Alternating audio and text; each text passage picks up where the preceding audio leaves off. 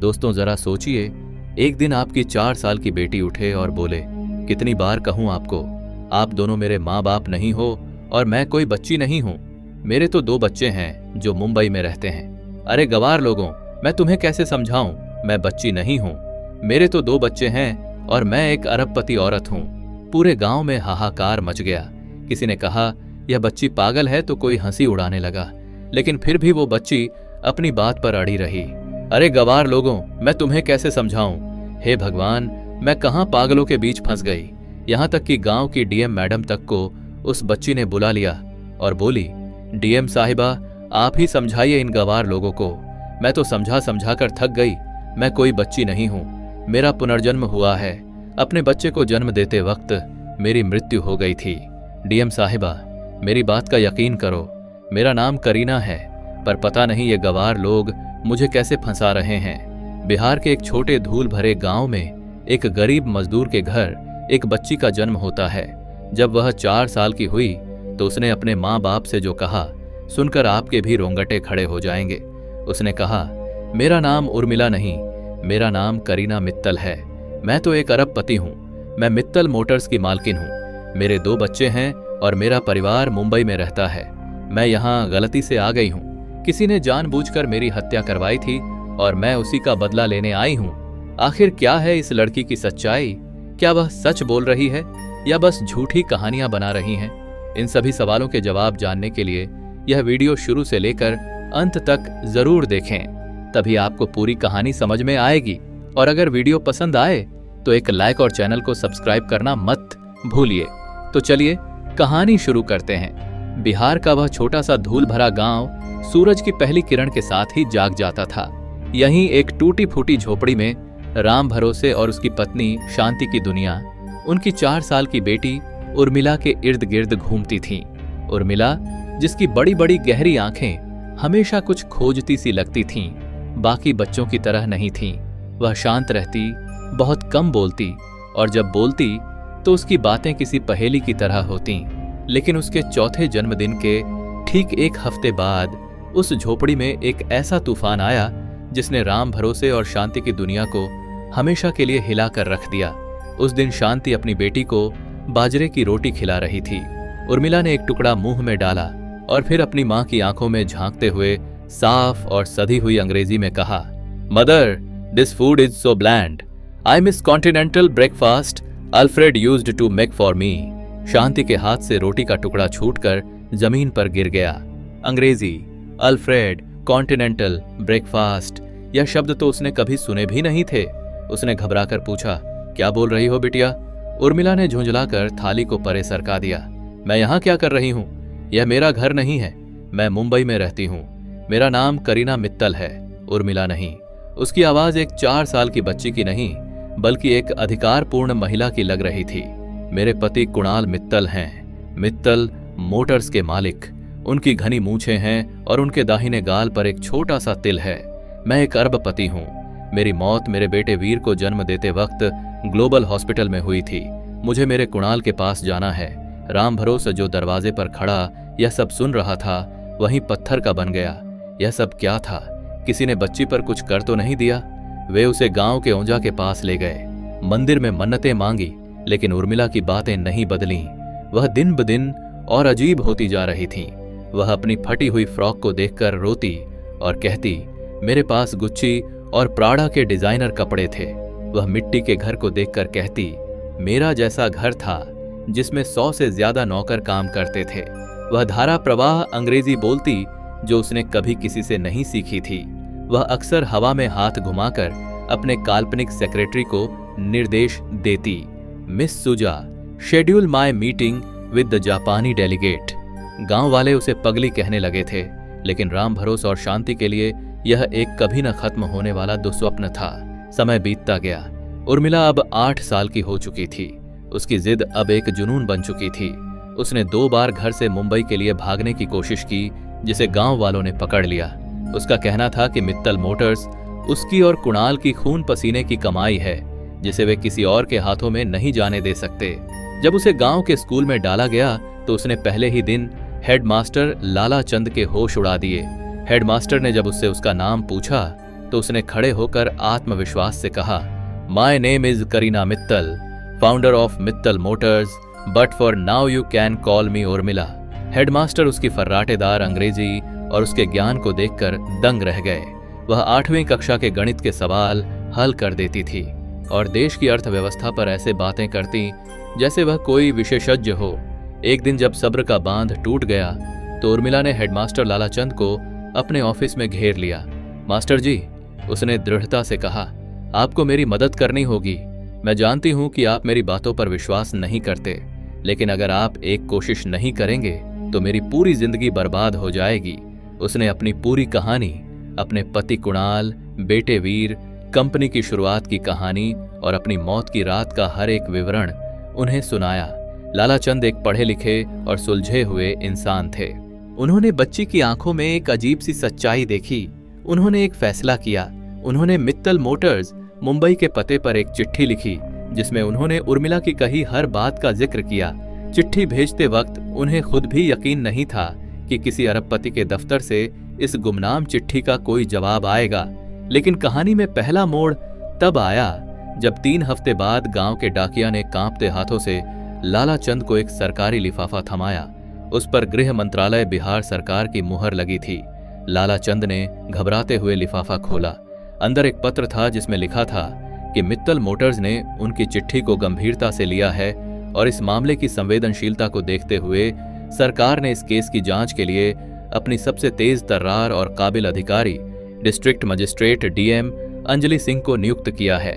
DM साहिबा अगले हफ्ते खुद गांव आकर उस बच्ची से मिलेंगी। लालाचंद के माथे पर पसीना आ गया।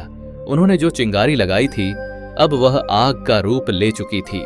यह केस अब एक गांव की बच्ची के वहम का नहीं बल्कि एक राष्ट्रीय स्तर की जांच का मामला बन गया था और इस जांच की कमान उस अधिकारी के हाथ में थी जो रहस्य की परतों को खोलने में माहिर मानी जाती थी। गांव में खबर फैलते ही सन्नाटा पसर गया। अब जो भी सच था वह सामने आने वाला था और इसका अंजाम कुछ भी हो सकता था। डीएम अंजलि सिंह का नाम ही अपराधियों के दिलों में खौफ पैदा करने के लिए काफी था। अपनी पैनी नजरों, तेज दिमाग और किसी भी झूठ को पकड़ लेने की अद्भुत क्षमता के लिए वह पूरे महकमे में जानी जाती थीं। जब उन्हें यह केस सौंपा गया तो पहली नजर में उन्हें यह किसी की शरारत या किसी मानसिक बीमारी का मामला लगा। लेकिन जब उन्होंने मित्तल मोटर्स के सीईओ कुणाल मित्तल के ऑफिस से आए गोपनीय नोट को पढ़ा तो उनकी थ्योरियां हिल गईं।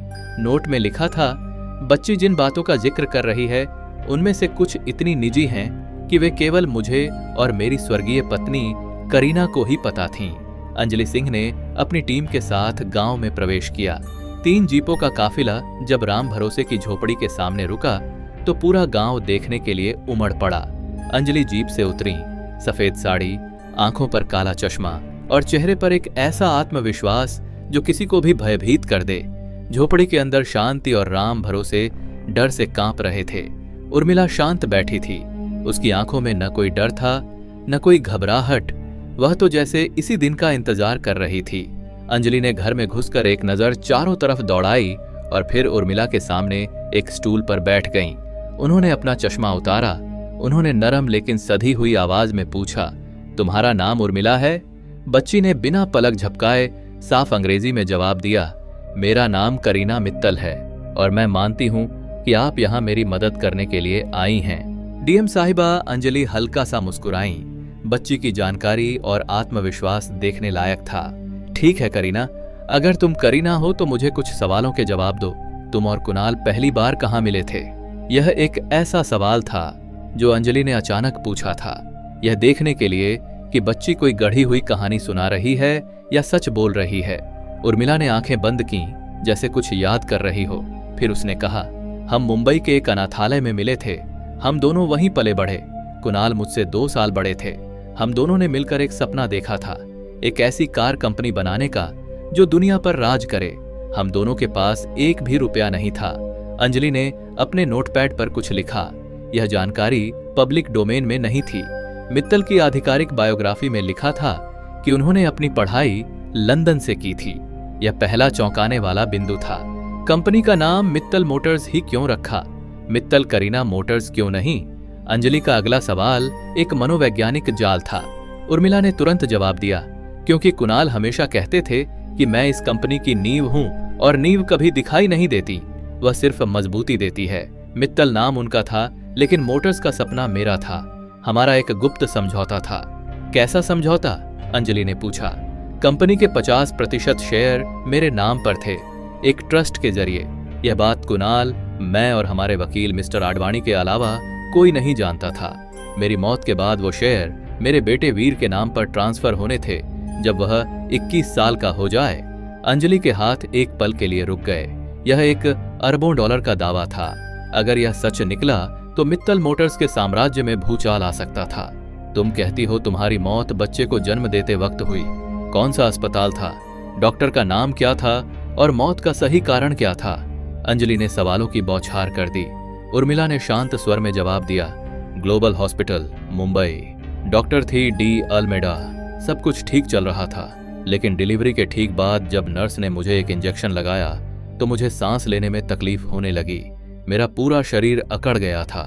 मुझे याद है कि मेरे कानों में सिर्फ एक आवाज गूंज रही थी, कोड ब्लू, कोड ब्लू। मुझे एनाफिलेक्टिक शॉक हुआ था। मुझे पेनिसिलिन से एलर्जी थी और यह बात मेरी फाइल में सबसे ऊपर लाल अक्षरों में लिखी थी। फिर भी मुझे वही इंजेक्शन दिया गया। यह सिर्फ एक मौत नहीं थी, यह एक हत्या का आरोप था।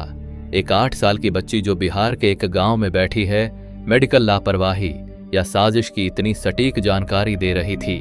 अंजलि ने आखिरी और सबसे मुश्किल सवाल पूछने का फैसला किया।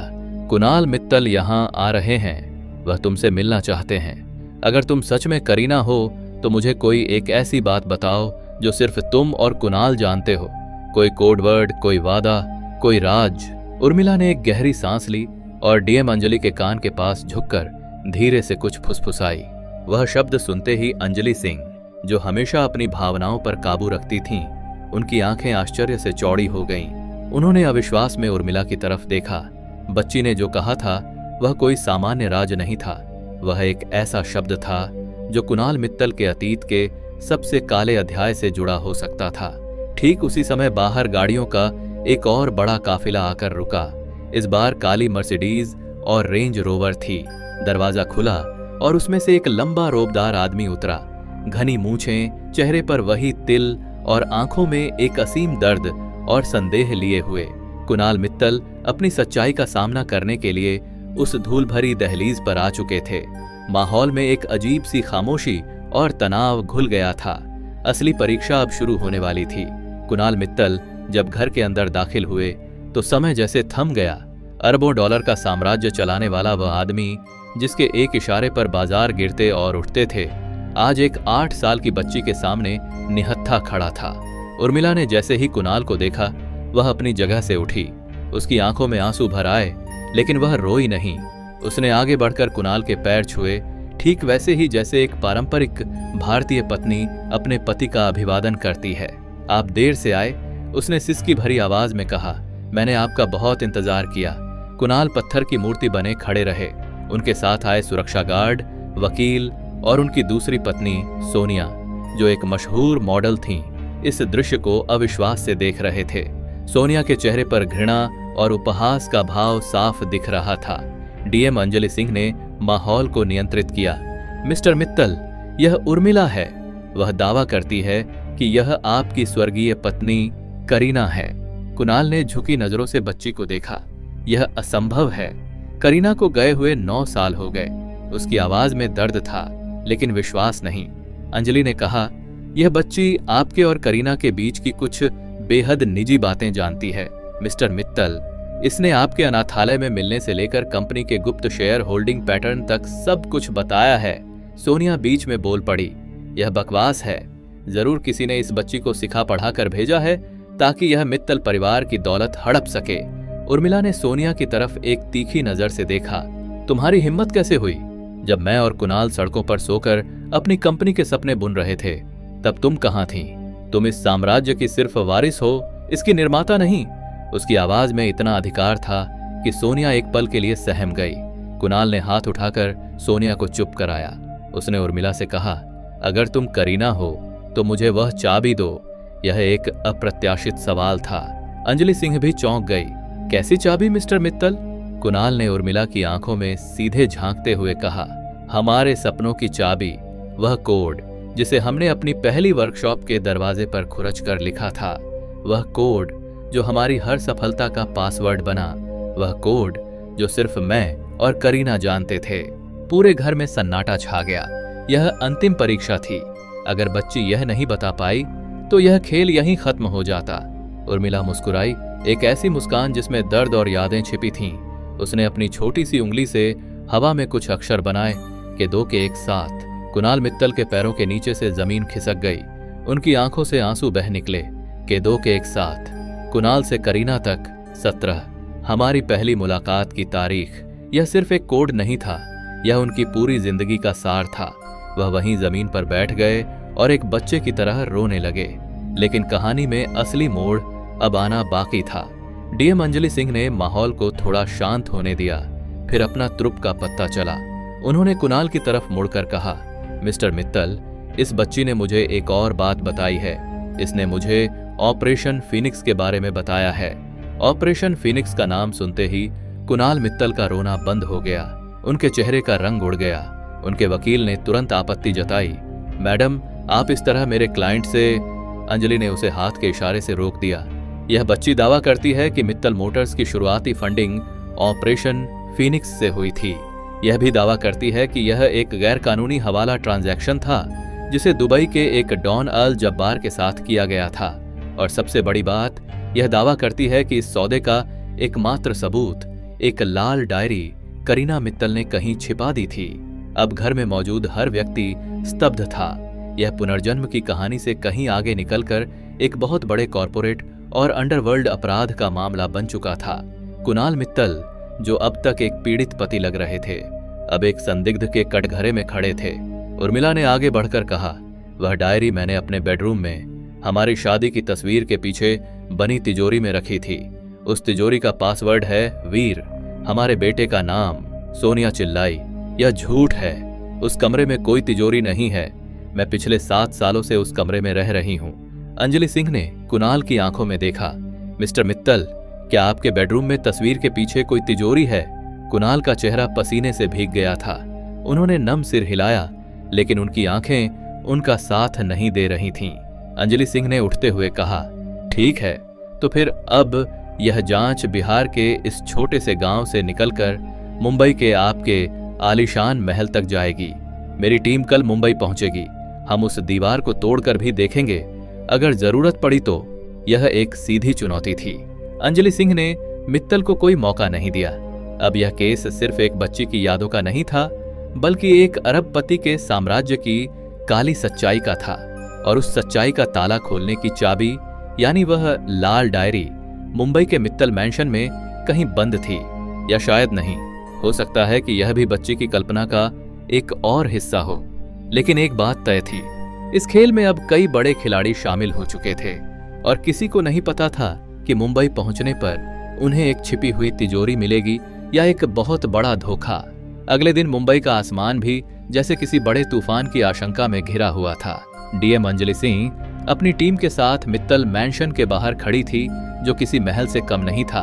अंदर कुणाल मित्तल, उनकी पत्नी सोनिया और वकीलों की एक पूरी फौज मौजूद थी। माहौल में तनाव इतना था कि उसे चाकू से काटा जा सकता था। उर्मिला अपने माता पिता के साथ एक अलग गाड़ी में आई थी। जैसे ही उसने उस विशाल घर में कदम रखा, वह एक पल के लिए रुकी। उसकी आंखों के सामने जैसे 9 साल पुराना एक पूरा सिनेमा चल पड़ा। सब कुछ बदल दिया है। वह धीरे से बुदबुदाई, मेरा लगाया हुआ ऑर्किड का बगीचा कहाँ है? सोनिया ने ताना मारा। उसे हटाकर मैंने वहां एक स्विमिंग पूल बनवा दिया। पुरानी और बेकार चीजों को घर में रखने का मुझे शौक नहीं है। उर्मिला ने उसे नजरअंदाज किया और सीधे उस कमरे की तरफ चल पड़ी जिसे वह अपना बेडरूम बता रही थी। वह घर के कोने कोने से ऐसे वाकिफ थी जैसे कल ही यहां से गई हो। वह बिना किसी से पूछे सीधे उस कमरे में पहुंची। कमरा बेहद आलीशान था, लेकिन उसकी सजावट मॉडर्न और बेजान लग रही थी। दीवार पर कुणाल और सोनिया की एक बड़ी सी तस्वीर लगी थी। यह नहीं, उर्मिला ने कहा, यहां मेरी और कुणाल की तस्वीर थी, हमारी शादी की। अंजलि ने कुणाल की ओर देखा। कुणाल ने स्वीकारोक्ति में सिर झुका लिया। इसी तस्वीर के पीछे, उर्मिला ने दीवार पर एक खास जगह पर हाथ रखते हुए कहा, फॉरेंसिक टीम ने आधुनिक उपकरणों से दीवार की जांच की। कुछ ही मिनटों में उनके स्कैनर ने एक बीप की आवाज दी। दीवार के प्लास्टर के नीचे ठीक उसी जगह पर धातु का एक चौकोर ढांचा मौजूद था। सोनिया का चेहरा सफेद पड़ गया। कुणाल की सांसें तेज हो गईं। कारीगरों को बुलाया गया और सावधानी से प्लास्टर हटाया गया। कुछ ही देर में एक अत्याधुनिक डिजिटल तिजोरी सामने थी। पूरा कमरा स्तब्ध था। एक ऐसी तिजोरी जिसके बारे में घर की मौजूदा मालकिन को भी पता नहीं था। अंजलि ने उर्मिला की ओर देखते हुए कहा, इसका पासवर्ड? उर्मिला आगे बढ़ी और कांपते हाथों से कीपैड पर टाइप किया, VEER। एक क्लिक की आवाज के साथ तिजोरी का दरवाजा खुल गया। अंदर मखमल पर रखी सिर्फ एक चीज थी, एक लाल रंग की पुरानी डायरी। जैसे ही अंजलि सिंह ने उस डायरी को उठाने के लिए हाथ बढ़ाया, कहानी में एक और भयावह मोड़ आ गया। कुणाल मित्तल ने अचानक अपनी जेब से एक छोटी सी पिस्तौल निकाली और अंजलि की कनपटी पर लगा दी। कोई अपनी जगह से नहीं हिलेगा, वह चिल्लाया, यह डायरी कहीं नहीं जाएगी। कमरे में हाहाकार मच गया। सुरक्षा गार्ड हरकत में आते उससे पहले ही कुणाल अंजलि को घसीटते हुए पीछे हटने लगा। मैंने यह सब खत्म कर दिया था। तुम सब ने मिलकर मेरे अतीत को फिर से क्यों खोद निकाला? उसका चेहरा पागलपन और डर से विकृत हो रहा था। कुणाल, यह तुम क्या कर रहे हो? उर्मिला ने चीख कर कहा, तुम एक पुलिस ऑफिसर को बंधक नहीं बना सकते। चुप रहो, कुणाल गर्जा। तुम करीना नहीं हो, तुम कोई बहुरूपिया हो जिसे मेरे दुश्मनों ने भेजा है। करीना मर चुकी है और उसका राज भी उसी के साथ दफन हो चुका है। अंजलि सिंह मौत के मुंह में होते हुए भी शांत थी। उन्होंने कहा, राज कभी दफन नहीं होते। मित्तल और तुम्हारी यह हरकत साबित कर रही है कि इस डायरी में कुछ तो ऐसा है जिसके लिए तुम किसी की जान भी ले सकते हो। क्या यही वजह थी कि करीना को भी मरना पड़ा? यह सवाल तीर की तरह कुणाल को लगा। मैंने करीना को नहीं मारा, अंजलि ने कहा। वह एक हादसा था। फिर पूछा, तो फिर तुम डर क्यों रहे हो? ठीक उसी समय सोनिया, जो अब तक कोने में डरी सहमी खड़ी थी, अचानक से हंसने लगी। एक अजीब डरावनी हंसी। सबने उसकी तरफ देखा। हादसा? वह बोली, नहीं, वह हादसा नहीं था, वह एक जरूरी कदम था। उसने अपने पर्स से एक छोटा सा सिरिंज निकाला। हाँ, मैंने दिया था उसे पेनिसिलिन का इंजेक्शन। वह उस लाल डायरी के दम पर कुणाल को ब्लैकमेल कर रही थी। वह इस पूरे साम्राज्य को दान करना चाहती थी। कहती थी कि यह पाप की कमाई है। मैंने और कुणाल ने मिलकर यह सब बनाया है और मैं किसी मरी हुई आत्मा को इसे बर्बाद नहीं करने दे सकती। यह एक चौंकाने वाला कबूलनामा था। हत्यारा कोई बाहरी नहीं बल्कि घर का ही सदस्य था। कुणाल ने अविश्वास में सोनिया की तरफ देखा। तुमने यह क्या कह दिया? सच कह दिया जान। अब इन सबको भी हमेशा के लिए चुप कराना होगा। सोनिया ने वह सिरिंज अपनी कलाई में लगाने की कोशिश की, शायद आत्महत्या करने के लिए, लेकिन तभी एक गोली चली। गोली सोनिया के हाथ पर लगी और सिरिंज दूर जा गिरी। गोली चलाने वाला कोई और नहीं बल्कि अंजलि सिंह का डिप्टी था, जो चुपके से कमरे में अपनी पोजीशन ले चुका था। कुणाल का ध्यान एक पल के लिए भटका और यही अंजलि के लिए काफी था। उन्होंने कुणाल की पकड़ से खुद को छुड़ाया और उसे जमीन पर गिरा दिया। कुछ ही सेकंड में कुणाल और सोनिया दोनों पुलिस की गिरफ्त में थे। केस सुलझ चुका था। हत्यारा पकड़ा गया था। पुनर्जन्म की कहानी ने एक बड़े अपराध का पर्दाफाश कर दिया था। लेकिन एक सवाल अभी भी बाकी था। अंजलि सिंह ने वह लाल डायरी उठाई और उसे खोला। पहले पन्ने पर जो लिखा था उसे पढ़कर उनके भी होश उड़ गए। डायरी में लिखा था, मेरा नाम करीना मित्तल है और मैं जानती हूं कि मेरी मौत होने वाली है, लेकिन यह कहानी सिर्फ मेरी या कुणाल की नहीं है। यह ऑपरेशन फिनिक्स से भी बड़ी एक साजिश का हिस्सा है। इस खेल में असली खिलाड़ी कोई और है। कुणाल तो सिर्फ एक मोहरा है, असली मास्टरमाइंड तो। और उसके बाद के पन्ने फटे हुए थे। कहानी खत्म नहीं हुई थी। यह तो बस शुरुआत थी। एक बड़े रहस्य का सिर्फ एक छोटा सा हिस्सा सामने आया था। असली मास्टरमाइंड अभी भी बाहर था और शायद वह सब कुछ देख रहा था। उर्मिला ने सिर्फ एक पर्दा उठाया था, लेकिन उसके पीछे अभी कई और पर्दे छिपे हुए थे। डायरी के फटे हुए पन्ने एक अनसुलझी पहेली छोड़ गए थे। कुणाल मित्तल और सोनिया सलाखों के पीछे थे, लेकिन डीएम अंजलि सिंह जानती थीं कि असली खिलाड़ी अभी भी आजाद है। कुणाल ने पूछताछ में कबूल किया कि ऑपरेशन फिनिक्स के पीछे एक बहुत बड़ा सिंडिकेट है। जिसका सरगना एक रहस्यमय व्यक्ति है जिसे वे सिर्फ गुरुजी के नाम से जानते हैं। यही गुरुजी देश के कई बड़े उद्योगपतियों को गैर कानूनी फंडिंग मुहैया कराता था और बदले में उनकी कंपनियों पर नियंत्रण रखता था। करीना को इस सिंडिकेट के बारे में पता चल गया था और वह इसे बेनकाब करने वाली थी, इसीलिए उसे रास्ते से हटा दिया गया। यह केस अब सिर्फ एक पुनर्जन्म या हत्या का नहीं बल्कि राष्ट्रीय सुरक्षा का मामला बन चुका था। अंजलि सिंह को इस केस से हटाकर इसे सीबीआई को सौंप दिया गया, लेकिन अंजलि इस कहानी को अधूरा नहीं छोड़ सकती थी, खासकर उर्मिला के लिए। इस पूरे घटनाक्रम का उर्मिला पर गहरा असर पड़ा। वह अब शांत और गुमसुम रहने लगी थी। एक तरफ करीना की यादें थीं, धोखा, हत्या और एक अधूरा मिशन। दूसरी तरफ उर्मिला की जिंदगी थी, उसके गरीब माँ बाप का प्यार और एक मासूम बचपन जो कहीं खो गया था। वह दो दुनियाओं, दो पहचानों के बीच फंसी हुई थी। एक दिन अंजलि सिंह बिना अपनी वर्दी के एक आम इंसान की तरह उससे मिलने गांव आई। वह उर्मिला को पास की नदी के किनारे ले गई। अंजलि ने पूछा, क्या तुम अब भी मुंबई वापस जाना चाहती हो? उर्मिला ने कुछ देर शांत पानी को देखा और फिर कहा, करीना जाना चाहती है, लेकिन उर्मिला नहीं। करीना का बदला पूरा हो गया, उसका सच सामने आ गया, लेकिन अब उसे शांति चाहिए। उसने अपनी जेब से एक मुड़ा हुआ कागज निकाला। यह डायरी का आखिरी फटा हुआ पन्ना है। यह तिजोरी में डायरी के नीचे फंसा रह गया था। मैंने इसे तब उठा लिया था जब सब लोग अफरा तफरी में थे। अंजलि ने कांपते हाथों से कागज लिया। उस पर गुरुजी का असली नाम लिखा था। वह नाम पढ़कर अंजलि सन्न रह गई। वह देश का एक बहुत बड़ा और सम्मानित राजनेता था, जिसकी पहुंच सत्ता के उच्चतम गलियारों तक थी। अब अंजलि समझ गई कि इस केस को सीबीआई को क्यों सौंपा गया था, ताकि इसे हमेशा के लिए दफनाया जा सके। अंजलि ने पूछा, तुम यह मुझे क्यों दे रही हो? क्योंकि करीना का काम खत्म हो गया है, पर डीएम अंजलि सिंह का नहीं। उर्मिला ने एक परिपक्व मुस्कान के साथ कहा, अब यह आपकी लड़ाई है। उस एक पल में अंजलि को उस 8 साल की बच्ची में एक असाधारण आत्मा दिखाई दी। उसने वह कागज अपनी जेब में रख लिया। मैं वादा करती हूं, यह लड़ाई अपने अंजाम तक पहुंचेगी। मित्तल मोटर्स के साम्राज्य का भविष्य अधर में था। कोर्ट के आदेश पर करीना के 50% शेयर, जिनकी कीमत खरबों में थी, एक ट्रस्ट में डाल दिए गए, जिसकी एकमात्र वारिस उर्मिला थी। लेकिन वह उस संपत्ति को अपने 21वें जन्मदिन पर ही छू सकती थी। कुछ महीने बीत गए। गांव में सब कुछ धीरे धीरे सामान्य हो रहा था। उर्मिला ने अब अंग्रेजी बोलना और बड़ी बड़ी बातें करना लगभग बंद कर दिया था। वह फिर से गांव के बच्चों के साथ खेलती, अपनी मां की मदद करती और स्कूल जाती। ऐसा लगता था जैसे करीना की आत्मा को आखिरकार मुक्ति मिल गई थी और अब सिर्फ उर्मिला बाकी थी। उसके 10वें जन्मदिन पर उसके पास एक पार्सल आया। भेजने वाले का नाम नहीं था। उसने उसे खोला। अंदर एक खूबसूरत ऑर्किड का पौधा था और एक छोटा सा कार्ड। कार्ड पर लिखा था, तुम्हारे हिस्से का आसमान अभी बाकी है, अपनी जिंदगी जियो, एक दोस्त। उर्मिला समझ गई कि यह अंजलि सिंह ने भेजा है। कहानी का अंत किसी नाटकीय मोड़ पर नहीं हुआ। गुरुजी को कभी आधिकारिक तौर पर सजा नहीं मिली, लेकिन कुछ महीनों बाद एक रहस्यमय विमान दुर्घटना में उसकी मौत की खबर आई। अंजलि सिंह का तबादला दिल्ली में एक बहुत महत्वपूर्ण पद पर हो गया था। उर्मिला बड़ी हुई। उसने अपनी पढ़ाई पूरी की।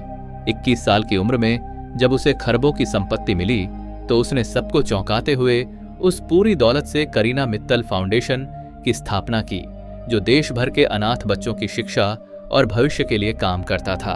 उसने अपने लिए कुछ नहीं रखा। वह कभी मुंबई वापस नहीं गई। उसने अपने असली माँ बाप, राम भरोस और शांति के साथ गांव में ही एक साधारण लेकिन खुशहाल जिंदगी बिताने का फैसला किया। वह एक शिक्षिका बन गई और गांव के बच्चों को पढ़ाने लगी। कभी कभी जब वह रात में आसमान के तारों को देखती तो उसे लगता कि कहीं दूर से करीना उसे देखकर मुस्कुरा रही है। वह दोनों थी और दोनों में से कोई भी नहीं। वह उर्मिला थी, एक ऐसी लड़की जिसने 2 जिंदगियां जी, एक अतीत का बोझ उतारा और एक बेहतर भविष्य की नींव रखी। उसकी कहानी पुनर्जन्म की एक अनसुनी दास्तान बन गई, जो सबूतों और विज्ञान से परे विश्वास, कर्म और अंततः मुक्ति की कहानी थी।